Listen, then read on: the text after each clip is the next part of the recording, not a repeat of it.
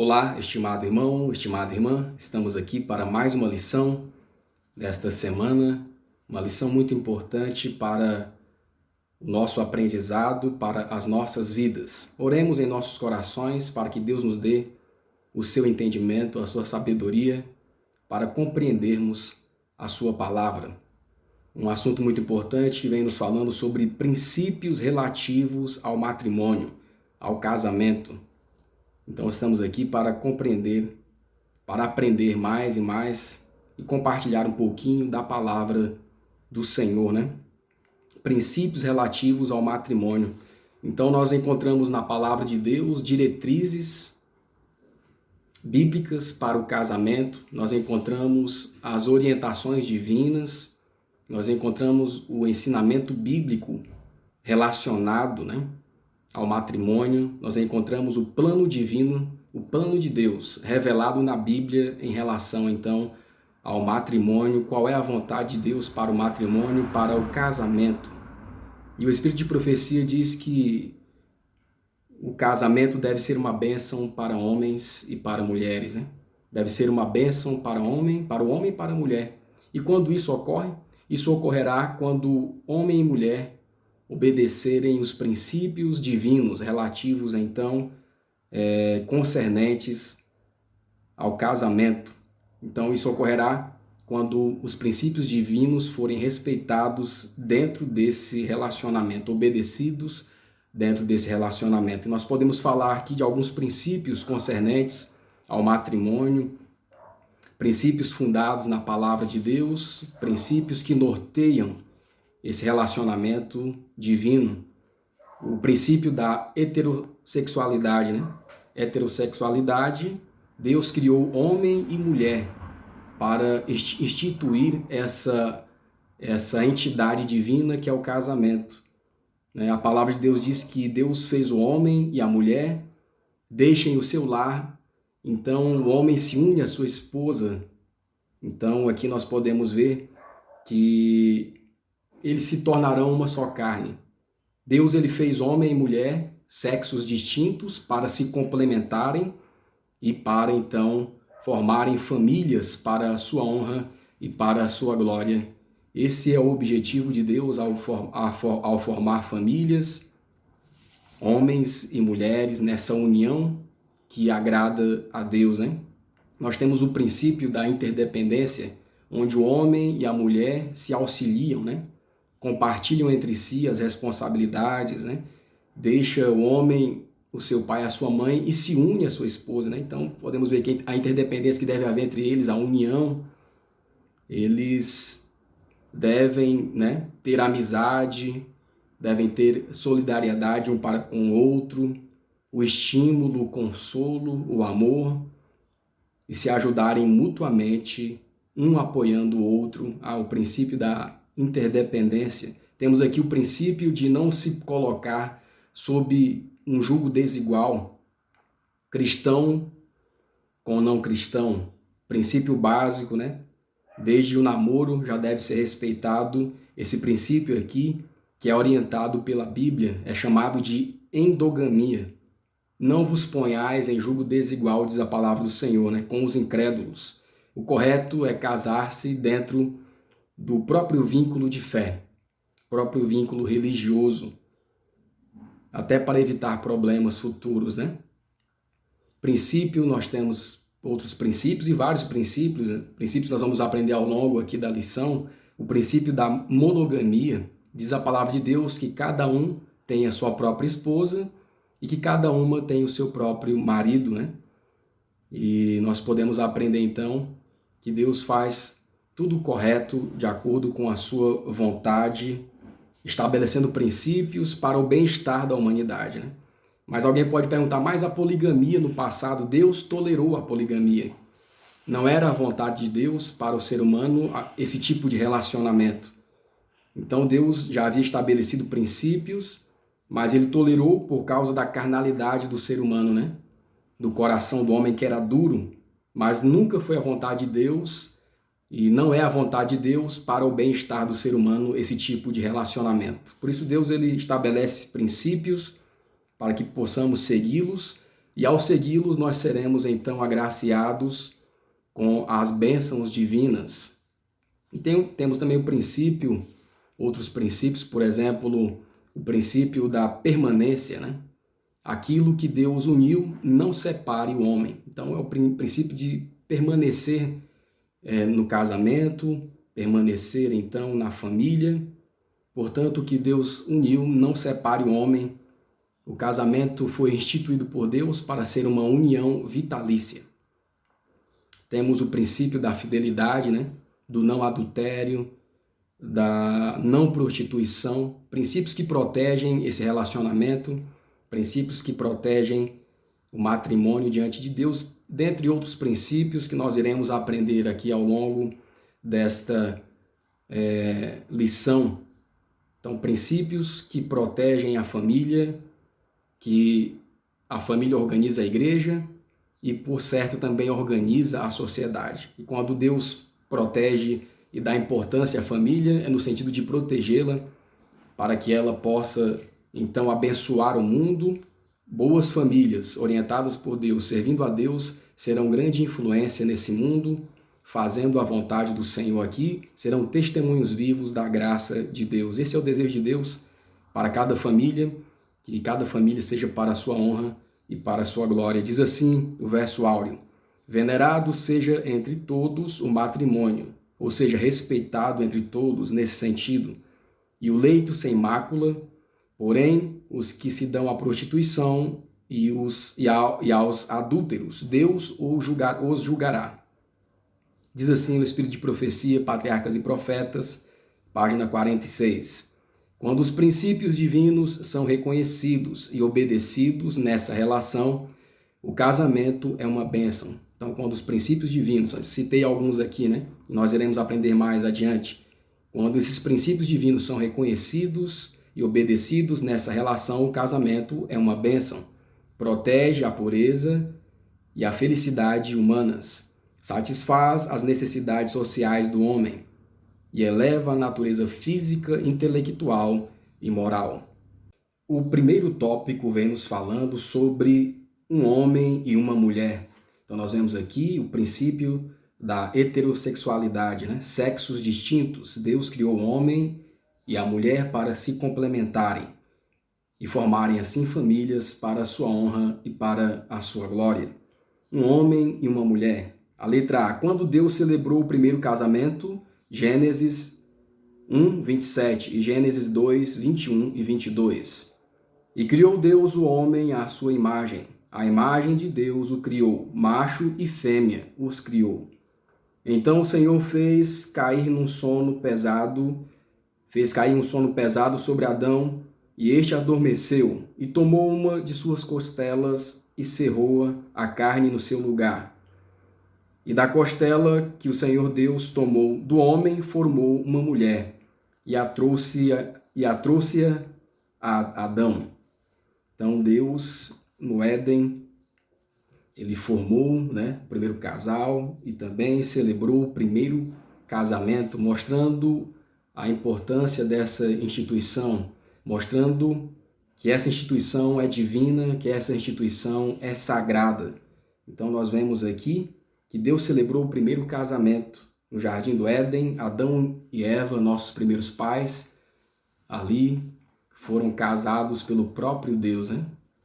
Deus fez essa obra maravilhosa, uma obra maravilhosa, e que essa obra também deve se estender em todos os tempos, nos alcançando, fazendo com que seu povo viva verdadeiramente os princípios estabelecidos na palavra de Deus, em relação também ao matrimônio. Por quê? Porque nós vivemos num tempo de relativismo, num mundo onde princípios e valores estão desestruturados, invertidos, relativizados. Mas essa não é a vontade de Deus. A vontade de Deus é que seu povo saia do relativismo, da desconstrução de valores, e que seu povo prossiga na obediência da sua palavra, na obediência dos princípios bíblicos estabelecidos. Essa é a vontade de Deus, que o povo de Deus volte à origem como lá no passado. Então, é a vontade de Deus que os homens e mulheres desta geração restaurem o princípio, nesses últimos dias, a verdade sobre o matrimônio, sobre o casamento, e porque essa é uma instituição divina, sagrada para o bem-estar de homens e mulheres e para a honra e para a glória de Deus. É o desejo de Deus que nós que vivemos nos últimos dias, então, restauremos a verdade sobre essa importante e divina instituição e vivamos essa verdade em nossas vidas também. A letra B. Vamos ler aqui primeiramente a nota da pergunta A. Diz assim: Deus celebrou o primeiro casamento. Assim, o originador da instituição é o Criador do universo. Então, o próprio Deus, Criador do universo, foi quem instituiu essa importante... instituiu a família, instituiu o casamento, essa importante instituição. Foi ele que criou essa importante instituição. Venerado seja entre todos o matrimônio, ou seja, respeitado entre todos. O próprio Deus dá grande importância ao matrimônio. Foi um dos primeiros dons de Deus ao homem, e é uma das duas instituições que depois da queda, Adão trouxe consigo para além dos portais do paraíso. Então, Adão ele trouxe também o princípio da guarda do sábado, uma outra instituição que reconhece a Deus como o Criador, e também trouxe a instituição do matrimônio depois da queda. E todos nós devemos, então, observar, também o princípio da guarda do santo sábado e também aqui a forma correta de matrimônio conforme a vontade de Deus. A letra B. Em que ocasião Jesus realizou o seu primeiro milagre? João 2, 1 a 10. João 2, de 1 a 10, nós podemos ler então que foi em Caná da Galileia. Jesus foi convidado com sua mãe e seus discípulos para um casamento. Jesus esteve ali, naquela festa, participando, e de repente, no meio da festa, acabou o vinho. E Jesus então realizou aquele famoso milagre, foi o seu primeiro milagre, foi então o seu primeiro milagre em Caná da Galileia, numa festa de casamento, transformando a água em vinho e no melhor vinho que aquelas pessoas ali que estavam naquela festa puderam experimentar em toda a sua vida, E Jesus então ele realizou em Caná da Galileia esse seu primeiro milagre. Isso mostra que para Deus o casamento tem uma grande relevância, tem uma grande importância. É muito importante ao ponto do Messias, do próprio Cristo, ele iniciar o seu ministério em um casamento, mostrando para cada um de nós a importância e a relevância dessa instituição que é o casamento, que é o matrimônio. Ela é muito importante para Deus e deve ser importante para cada um de nós também. Jesus não começou seu ministério por meio de uma grande obra diante do Sinédrio em Jerusalém.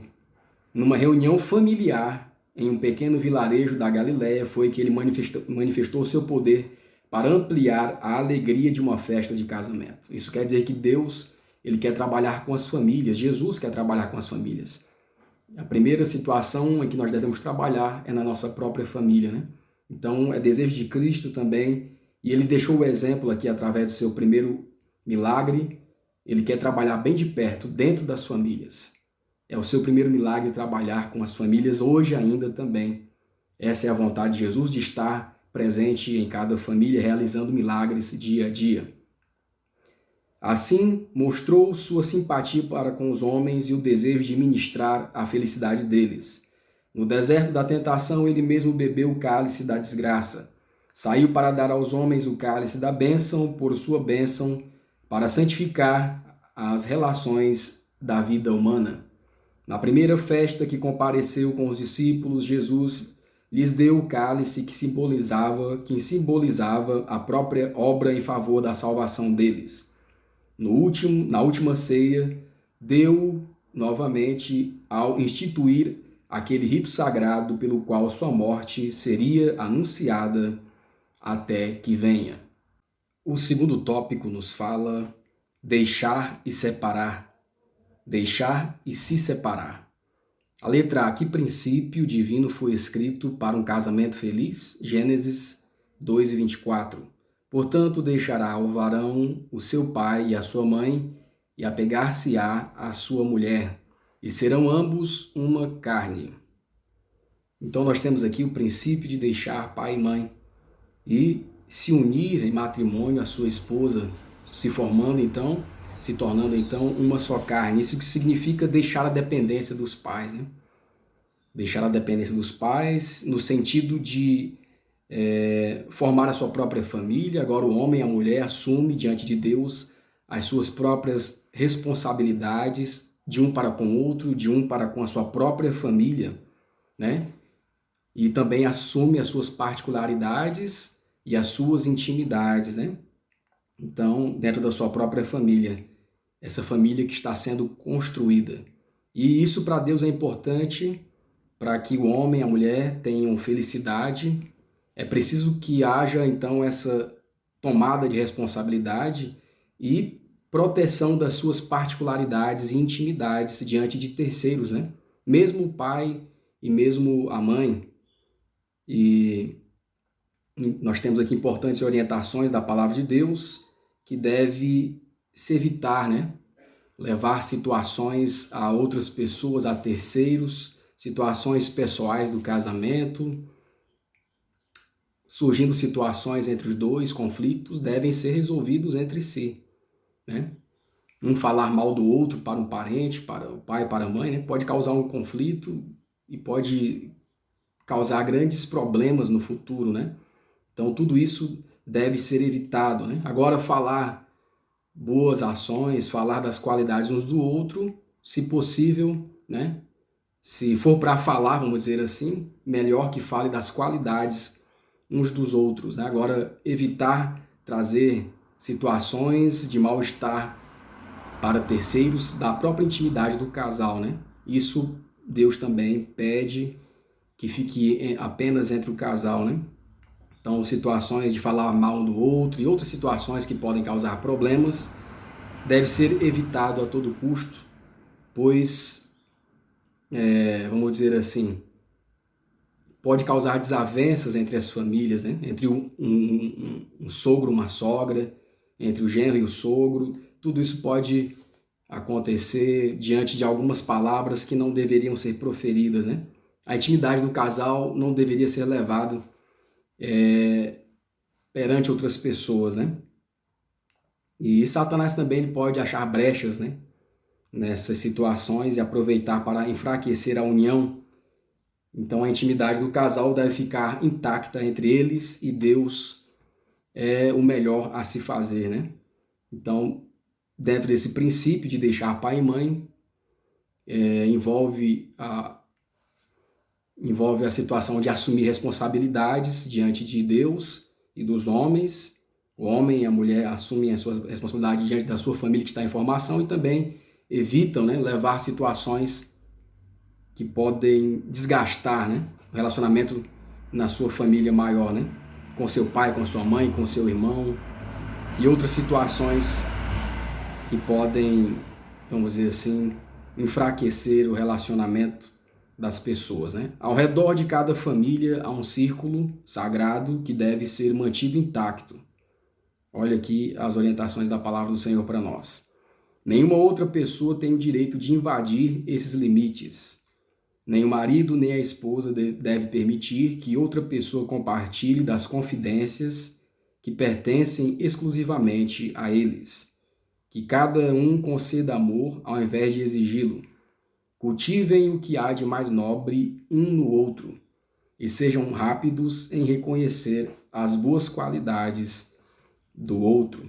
Então, importantes orientações da palavra de Deus que farão o casamento feliz, uma melhor convivência, uma melhor união. A letra B. Como duas pessoas diferentes podem viver em plena harmonia?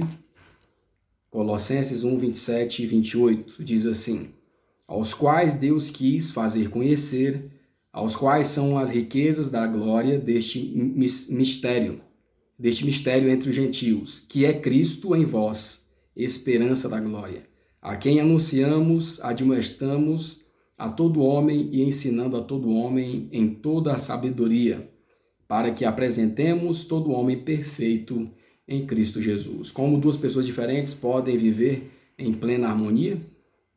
duas cabeças, dois mundos, pensamentos diferentes, criações diferentes, caráter e características diferentes, entendimento diante das situações às vezes diferentes, né? Diferenças de temperamento, mesmo sendo criados às vezes na mesma igreja, no mesmo ambiente ali, no cristianismo, haverá diferenças, né? Surgirão diferenças, porque já somos diferentes, homem e mulher. E no casamento, vamos dizer assim, o casal só conseguirá superar suas diferenças se estiverem firmados em Cristo Jesus. Por isso que a palavra diz aqui, Cristo em vós é a esperança da salvação. A esperança da glória é Cristo em nós, né? Todo homem é perfeito e toda mulher será perfeita se Cristo Jesus estiver habitando em nossos corações interiormente. Então, no casamento, só é possível superar as diferenças se estivermos buscando a Deus constantemente. Se o casal estiver firmado em Deus, firmado num relacionamento com Cristo, individualmente, primeiramente, e depois como casal. Tendo Cristo como centro, então, da sua família, tendo Cristo como centro ali do seu relacionamento. Então, quando Cristo é o centro desse relacionamento, as coisas vão ocorrer conforme a sua vontade. E o Espírito Santo, então, o fruto do Espírito Santo será exteriorizado na vida desse casal, né?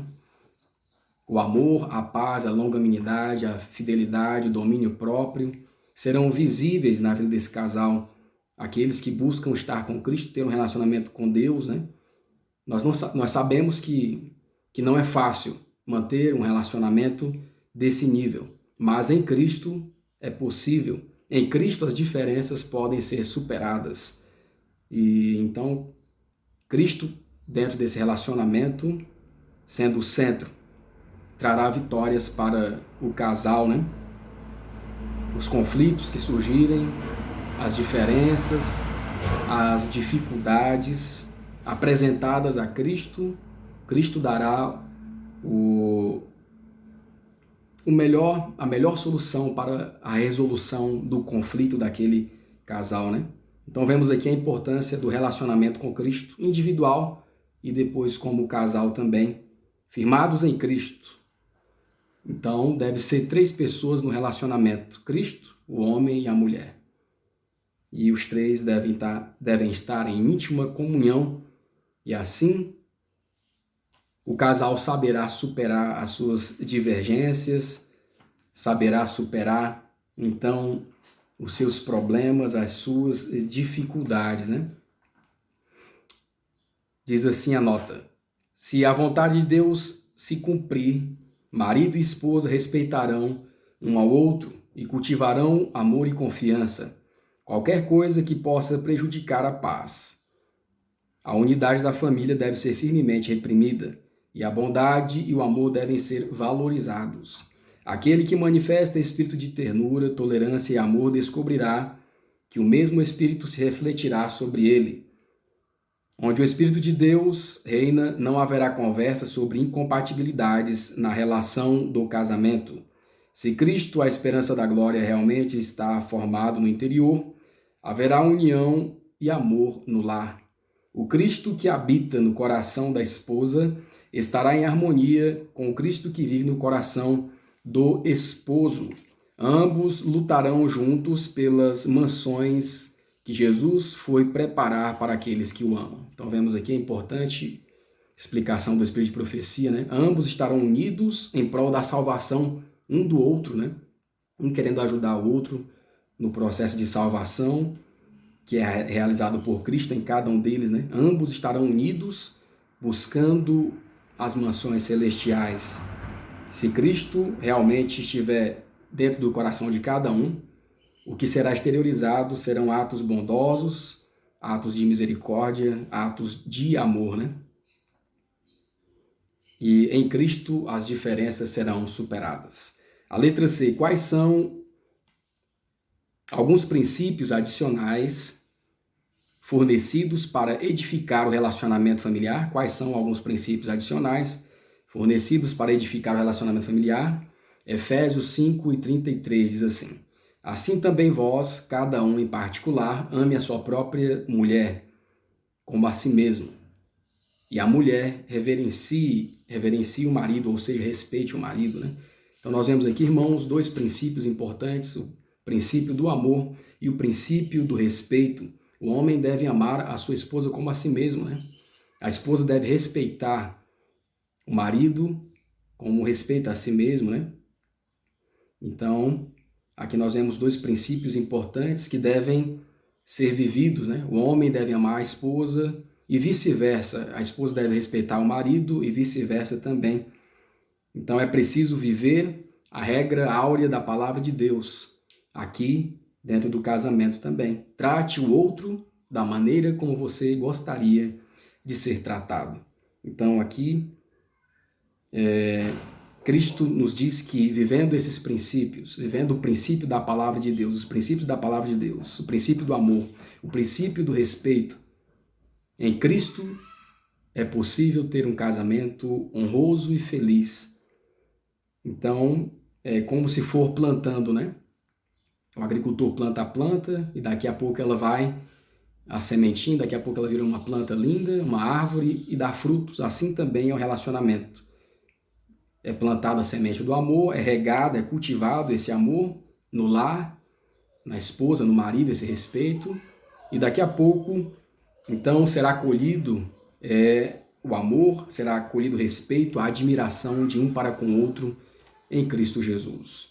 Que cada um conceda amor ao invés de exigi-lo. Cultivem o que há de mais nobre um no outro e sejam rápidos em reconhecer as boas qualidades do outro. A consciência de ser apreciado é um estímulo e uma satisfação maravilhosos. Simpatia e respeito encorajam e busca pela excelência. Encorajam a busca pela excelência. Então, um encorajando o outro, né? Aquela pessoa que está mais desencorajada vai buscar ser mais excelente. Vai buscar seguir até o exemplo do seu próprio cônjuge, né? Em melhorar a si mesmo diante de Deus. Simpatia e respeito encorajam a busca pela excelência. E o próprio amor aumenta à medida que estimula objetivos mais nobres. Façam de Cristo o primeiro, o último e o melhor em tudo. Então esse é o conselho da palavra de Deus, né? Façam de Cristo o primeiro, o último e o melhor em tudo. À medida que o amor por ele se torna mais profundo e forte, o amor mútuo será purificado e fortalecido. O terceiro tópico nos fala: Deus odeia o divórcio. A letra A, que princípio fundamental o Senhor Jesus declarou a respeito da perpetuidade da relação matrimonial. Vamos ver em Mateus 19, 4 a 8. Ele, porém, respondendo, disse-lhes: Não tendes lido que no princípio o Criador fez macho e fêmea, e disse: Portanto, deixará o homem o pai e a mãe, e se unirá à sua mulher, e serão dois numa só carne. Assim não são mais dois, mas uma só carne. Portanto, o que Deus ajuntou, não separe o homem. Então nós vemos aqui, irmãos, a instrução do próprio Cristo em relação ao casamento. Vemos aqui Cristo orientando qual é a vontade de Deus para o casal, para o casamento, para o ser humano, né? E mais embaixo, no texto, algumas pessoas o interrogaram. Disseram-lhe eles: Então, por que Moisés mandou dar-lhe carta de divórcio e repudiá-la? Disse-lhes ele: Moisés, por causa da dureza do vosso coração, vos permitiu repudiar vossa mulher, mas no princípio, não era assim. Então nós vemos aqui orientações do próprio Cristo nos mostrando qual é a vontade de Deus, e em relação também à separação, ao divórcio, qual é a vontade de Deus, os preceitos e princípios bíblicos, né? O divórcio ocorreu não pela vontade de Deus, mas pela vontade do próprio ser humano, pela vontade dos homens, por causa da dureza do seu próprio coração em não seguir os preceitos bíblicos, em não seguir a palavra de Deus, a regra bíblica, né? Então Cristo aqui esclareceu aos homens qual é a vontade de Deus, que o casal case-se e viva permanentemente na presença do Senhor até o fim da sua vida, né? Sem o divórcio. A vontade de Deus, então, é que seu povo restaure a verdade, as veredas antigas, como era no princípio. Assim como Cristo disse aqui aos homens que os indagaram, no princípio não era assim. Então, é desejo de Deus que voltemos ao princípio, às origens, às veredas antigas, conforme no princípio, e vivermos essa verdade também em relação ao matrimônio, em relação ao casamento. Diz assim o texto inspirado: mais tarde, quando os fariseus o questionaram sobre a legalidade do divórcio, Jesus apontou a eles a instituição do casamento ordenada na criação. Conduziu-lhes a mente aos abençoados dias do Éden, quando Deus declarou que todas as coisas eram muito boas. O casamento e o sábado se originaram ali e são instituições gêmeas para a glória de Deus em benefício da humanidade. Então, quando o Criador uniu as mãos do santo par em matrimônio, dizendo: o homem deixará seu pai e sua mãe, e apegar-se-á à sua mulher, e serão ambos uma só carne, anunciou a lei do casamento a todos os filhos de Deus, a todos os filhos de Adão até o fim dos tempos. Aquilo que o próprio Pai Eterno havia declarado ser bom era a lei da mais elevada bênção e desenvolvimento para o homem. Então nós vemos aqui os princípios estabelecidos, princípios eternos que devem ser obedecidos por cada um de nós, principalmente aqui em questão em relação ao casamento. O casamento deve ser perpétuo entre o homem e a mulher, seguindo então a palavra do Senhor. A letra B. O que Deus declarou por meio do profeta Malaquias a respeito da infidelidade no casamento. Malaquias 2, de 12 a 16. O que Deus declarou ao profeta Malaquias sobre a infidelidade. Vamos ler aqui alguns versos, pois o texto é muito grande. É porque o Senhor é testemunha entre você e a mulher da sua mocidade, pois você não cumpriu a sua promessa de fidelidade, embora ela fosse a sua companheira, a mulher do seu acordo matrimonial. Não foi o Senhor que os fez um só? O corpo e espírito lhes pertencem. E porque um só? Porque ele desejava uma descendência consagrada, uma descendência santa. Portanto, tenham cuidado, ninguém seja infiel à mulher da sua mocidade, e vice-versa, né? Eu odeio o divórcio, diz o Senhor, o Deus de Israel, e o homem que se cobre de violência, como que se cobre de roupas, diz o Senhor dos Exércitos. Por isso tenham bom senso e não sejam infiéis. Então a palavra de Deus aqui nos deixa claro a vontade de Deus em relação às infidelidades. Deus odeia as infidelidades e também odeia muito mais o divórcio, né? Não sejam infiéis é a palavra de Deus para cada um de nós em relação ao assunto do matrimônio. Então Deus requer de cada um de nós no casamento a fidelidade. Essa é a vontade de Deus para o ser humano, para o bem-estar do ser humano nos seus relacionamentos. A letra C diz assim: em caso de divórcio, que instrução o Senhor forneceu mediante o apóstolo Paulo, em caso de divórcio, se surgir alguma situação extremada nesse sentido? Romanos 7, 1 a 3, 1 Coríntios 7, 10 a 15. Diz assim: porque a mulher está sujeita ao seu marido enquanto ele viver, e esta lhe está ligada pela lei. Mas morto o marido, esta estará livre da lei do marido. No caso aqui, e vice-versa, né? Então, nós vemos aqui a orientação do Senhor ainda, 1 Coríntios 7, 10 a 15. Todavia aos casados, mando não eu, mas o Senhor. Todavia aos casados, mando não eu, mas o Senhor, que a mulher não se aparte do marido. Se, porém, se apartar, que fique sem casar, ou que se reconcilie com o marido, e que o marido não deixe a mulher. Então, nós vemos aqui as orientações do Senhor, no caso de haver infidelidade, no caso de chegar, vamos dizer, a situação extremada de algum divórcio. O preceito bíblico é que não deve se casar.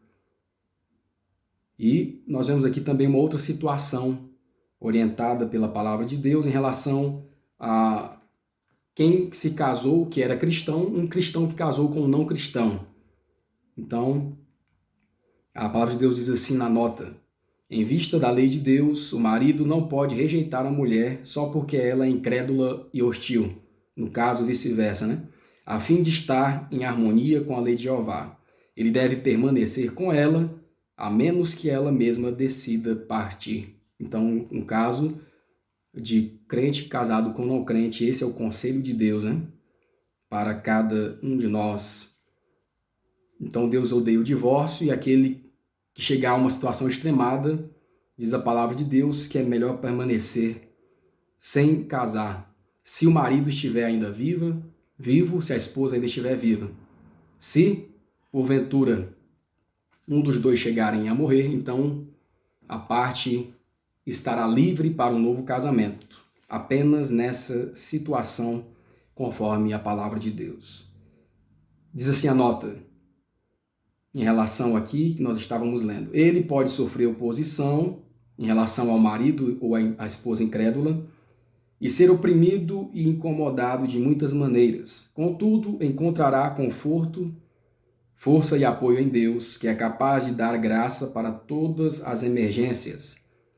Deve ser um homem de mente pura, de princípios firmes e verdadeiramente decididos. E Deus lhe dará sabedoria quanto à atitude que deve tomar. Então nós vemos aqui Deus sempre protegendo a instituição do casamento, que para ele e para nós é algo sagrado e importantíssimo.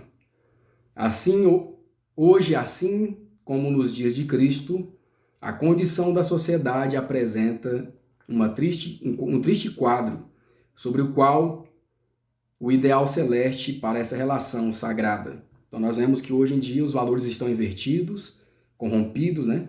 Invertem a vontade de Deus, deturpam a palavra do Senhor. Então, mesmo hoje, já nos dias de Cristo, já havia isso. E nós vemos aqui qual foi o conselho de Cristo para aqueles homens e para aquelas mulheres. No entanto, mesmo para aqueles que se encontram em amargura e decepção, onde esperavam ter companheirismo e alegria, o Evangelho de Cristo oferece um consolo. Então, mesmo para aqueles que tiveram problemas dessa envergadura em relação ao casamento, Cristo oferece esperança, oferece alento, consolo e oferece a paz. O quarto tópico vem nos trazendo tempos de restauração. Tempos de restauração. Então, vivemos em dias difíceis, nos últimos dias dessa terra, mas são tempos de restaurar a verdade que foi tão pisoteada pelo ser humano e denegrida, invertida diante dos homens, e Deus hoje requer de cada um de nós que restauremos a sua verdade. A letra A, qual é o propósito de Deus?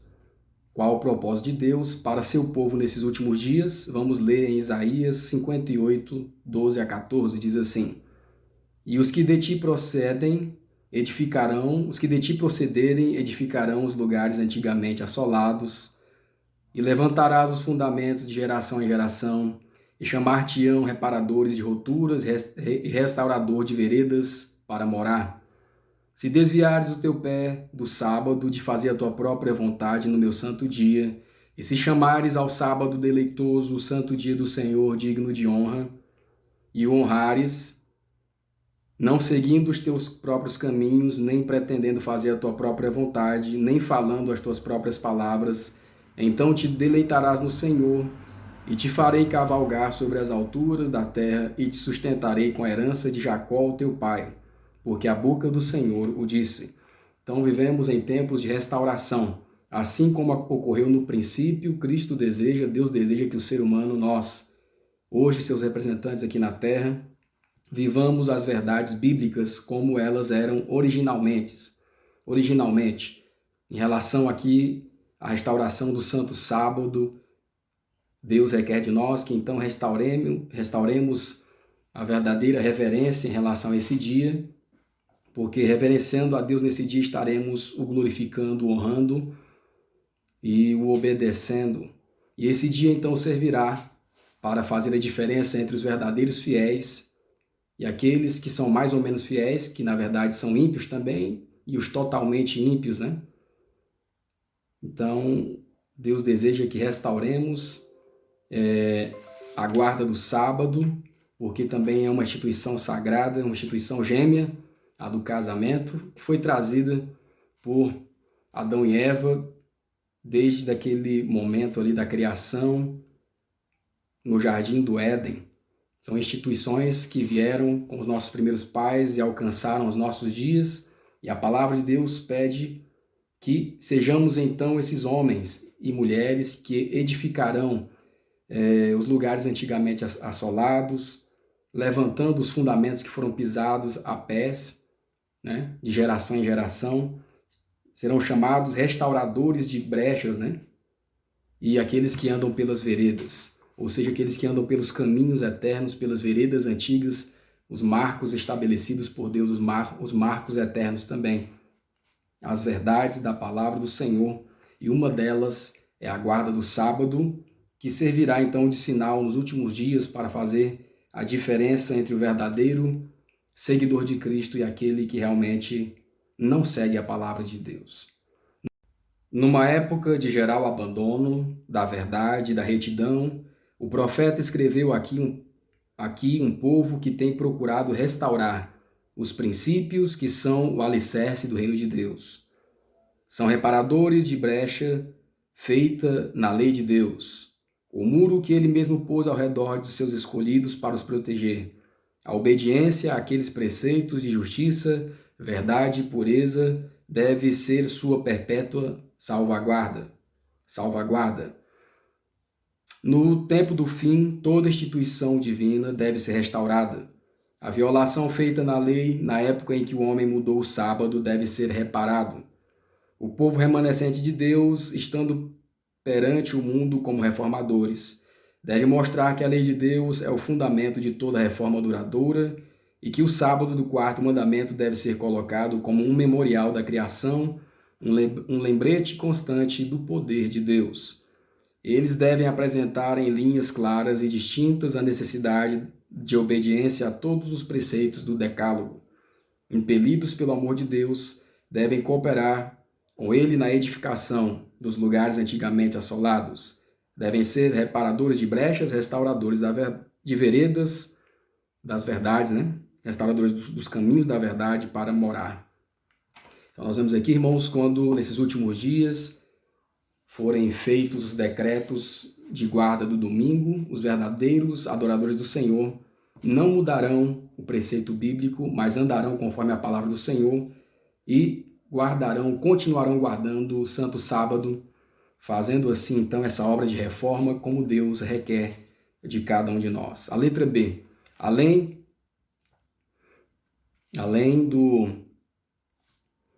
do quarto mandamento, a letra B, além do quarto mandamento, cite duas outras instituições divinas que precisam ser restauradas.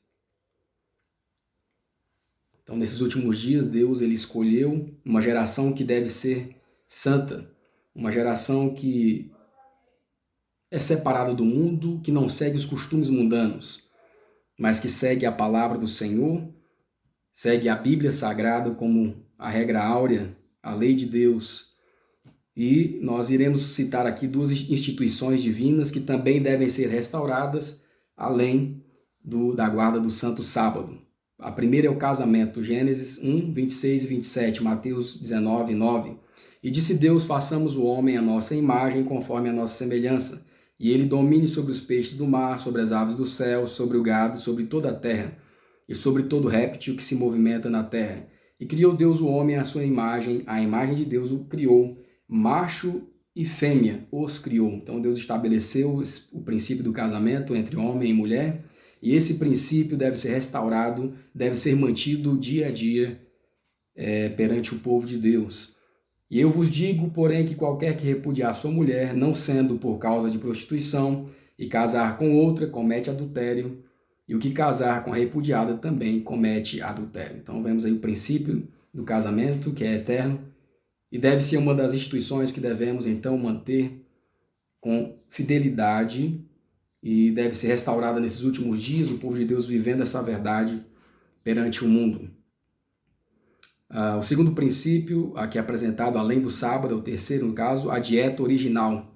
A alimentação correta, a alimentação que Deus requer de cada um de nós, para que tenhamos vida saudável aqui na terra. Gênesis 1, 29, Isaías 22, 12 a 14. que nos fala também sobre o dia da expiação. Então, a dieta original também deve ser restaurada diante dos homens pelo povo de Deus. E disse Deus: Eis que vos tenho dado toda erva que dá semente e que está sobre a face de toda a terra, e de toda árvore que há fruto e de árvore que dá semente, ser-vos-ão para mantimento. Então, aqui a dieta original. Isaías 22, 12 a 14.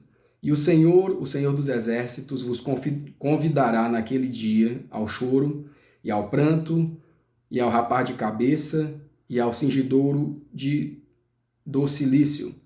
Mas eis que há gozo e alegria.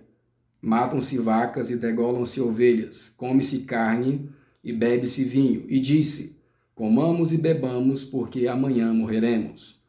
Mas o Senhor dos Exércitos declarou aos meus ouvidos, dizendo: certamente esta maldade não será expiada até que morrais, diz o Senhor Jeová dos Exércitos. Então vemos aqui, diante de Deus, as instituições que devem ser restauradas, né? O casamento, a dieta original e também a guarda do Santo Sábado. Nós que vivemos nesses últimos dias devemos trilhar pelas veredas antigas, pelos marcos antigos, buscando restaurar essas instituições divinas, conforme a palavra do Senhor. Aquilo que foi derrubado pelo homem, foi pisoteado pelos homens, deve ser restaurado. Essa verdade deve ser restaurada diante dos homens, e nós não devemos compactuar, então, com as inversões de valores humanos que há muito temos visto diante dos nossos próprios olhos. Então, essas três instituições vitais e divinas devem ser restauradas antes da volta de Cristo, e como povo fiel do Senhor, devemos começar essa obra de reforma na nossa própria vida. Instituições gêmeas para a glória de Deus, em benefício da humanidade. O casamento e o sábado se originaram, né, lá no Santo Éden. A relação do casamento hoje e a relação do casamento hoje não está pervertido e contaminado exatamente como era nos dias de Noé? Os jornais diários registram um divórcio após o outro. Esse é o tipo de casamento de que Cristo fala quando diz que antes do dilúvio casavam-se e davam-se em casamento. Jesus deseja ver casamentos e lares felizes. O verdadeiro jejum que deve ser recomendado a todos é a abstinência de todo tipo de alimento estimulante e o uso equilibrado de alimentos simples, saudáveis, que Deus proveu em abundância. Então nós vemos aqui a relação até da alimentação com os nossos relacionamentos, né? Quando nós comemos alimentos que prejudicam a nossa saúde, envenenam o nosso sangue, causando brigas, né? Ficamos impacientes, ficamos doentes e causam problemas nos nossos relacionamentos. Então vai afetar o casamento e também, às vezes, no geral, também nós não iremos guardar o sábado conforme Deus deseja que guardemos, porque estamos doentes, porque estamos com a mente embotada e não estamos entendendo o propósito da palavra de Deus. Então a importância do alimento aqui também, para termos uma boa memória, uma boa mente, uma mente sã, para que o Espírito Santo possa habitar em nossas mentes, para que possamos entender qual é a santa, boa e agradável vontade de Deus para as nossas vidas. O quinto tópico nos fala tempos de restauração. Tempos de restauração, continuação. A letra A. O que antecede e o que se segue ao processo de restauração. Atos 3, 19 e 21. Arrependei-vos, pois, e convertei-vos para que sejam apagados os vossos pecados, e venham assim os tempos de refrigério pela presença do Senhor. E envie ele a Jesus Cristo, que já dantes vos foi pregado, o qual convém que o céu o contenha até aos tempos da restauração de tudo, dos quais Deus falou pela boca de todos os seus santos profetas desde o princípio. Então nós vemos aqui, irmãos, a palavra do Senhor nos orientando que para podermos fazer essa obra de restauração, que Deus deseja, das suas verdades, que Ele nos pede, é preciso que nos consagremos ao Senhor. Nos entreguemos a Ele completamente, confessemos os nossos pecados, nos arrependamos dos nossos pecados e nos convertamos. Essa é uma obra que Cristo faz em nós, né? O processo de santificação, quando nós deixamos Cristo trabalhar em nosso coração. Então nós devemos deixar que Cristo trabalhe em nossos corações, e assim ele nos leva ao arrependimento dos nossos pecados. Devemos nos confessar nossos pecados, arrepender dos nossos pecados e buscar a conversão em Cristo dia a dia, que é a santificação. Só assim, nesses últimos dias, nós teremos força e capacidade de fazer essa obra. Por quê? Porque assim poderemos receber o Santo Espírito em nossas vidas, né? Livres do pecado, longe do pecado, afastados da vida mundana. Assim o Espírito Santo descerá em nossos corações, na nossa vida, e assim teremos então o poder para concluir a obra de pregação do Evangelho e obra de restauração aqui então das veredas antigas, das verdades eternas, dos marcos eternos, né? Dos marcos antigos, a palavra do Senhor. Então, para completarmos essa obra, nós devemos estar preparados, assim como diz a palavra do Senhor, e a preparação vem de nós abrirmos o nosso coração a Deus, confessarmos nossos pecados, nos arrependermos, e assim seremos convertidos, né? Aceitarmos a obra de conversão do Senhor em nossa vida também, mudarmos a rota da nossa vida que estávamos indo, fazermos uma conversão e voltarmos para o caminho correto. Essa é uma obra que nós devemos fazer individualmente, junto com Cristo, nos relacionando com Ele dia a dia. Então, para completarmos essa obra designada a cada cristão de restauração das veredas antigas e marcos eternos, precisamos fazer, então, a confissão dos nossos pecados, o arrependimento verdadeiro, e a cada dia nos entregando a Cristo, nos convertendo a Ele. Assim nós receberemos o Santo Espírito, a terceira pessoa da divindade, que tem o poder, né, de transformar a nossa vida. Então, no momento da chuva serôdia, nos últimos dias, nós estaremos preparados com o poder de Deus para finalizar a obra que é requerida de cada um de nós, para fazermos essa obra de restauração, uma obra semelhante à do profeta João Batista, né? Uma obra de restauração que ele fez ali nos seus dias, pois João Batista ele preparou o caminho da vinda do Messias mediante uma obra de restauração na alimentação, restauração na vida espiritual, restauração, né, nas verdades eternas. Ele começou a pregar o Evangelho, mostrando a verdade eterna a todo aquele povo, e assim nós devemos também concluir a obra do Evangelho, restaurando os preceitos antigos na alimentação, no vestuário, na espiritualidade, e pregarmos a verdade como ela é em Cristo Jesus. João fez isso no passado e cabe a nós hoje, a cada um de nós individualmente e como povo de Deus. Pregar o Evangelho, incumbe a cada um de nós, né? Temos essa incumbência de restaurar os marcos antigos, pregarmos a palavra do Senhor assim como ela é na Bíblia Sagrada, e assim, restaurando as verdades antigas, pregando o Evangelho, estaremos preparando então o caminho para a volta de Cristo Jesus, e assim Cristo Jesus virá buscar os seus e salvar todos aqueles que aceitaram a sua palavra, a verdade bíblica. Diz assim a palavra do Senhor: quando a restauração de tudo que Deus falou pela boca de todos os seus profetas, desde o princípio, acontecer, o sábado da criação, o dia em que Jesus descansou no túmulo de José de Arimateia, ainda será um momento de repouso e alegria. Céu e terra se unirão em louvor, pois de um sábado a outro, as nações dos salvos se prostrarão em alegre louvor a Deus e ao Cordeiro. Os homens precisam pensar menos no que comem e bebem na questão de alimento físico, e muito mais a respeito do alimento celestial, que dará tono e vitalidade a toda a experiência religiosa. Será, irmãos, que estamos nos alimentando da palavra de Deus? É ela que vai dar-nos vigor espiritual, é ela que nos vai dar entendimento da vontade de Deus, e ela ficará gravada em nossos corações, na nossa mente, também corações, para que nos últimos dias, quando a palavra de Deus for retirada de nós fisicamente, o Espírito Santo nos fará lembrar da palavra de Deus, e assim a obra de Deus será concluída, pois iremos pregar o Evangelho pela palavra que vivemos, pela palavra que guardamos em nossa mente e em nossos corações. Para saber quais são os melhores alimentos, devemos estudar o plano original de Deus para a dieta humana. Aquele que criou o homem e lhe compreende as necessidades, designou o alimento adequado a Adão. Cereais, frutas, verduras e nozes constituem a dieta escolhida para nós por nosso Criador. João Batista representava os que vivem nesses últimos dias, a quem Deus confiou verdades sagradas para apresentar ao povo, a fim de preparar o caminho para a segunda vinda de Cristo. João era um reformador. João se afastou dos amigos e dos luxos da vida.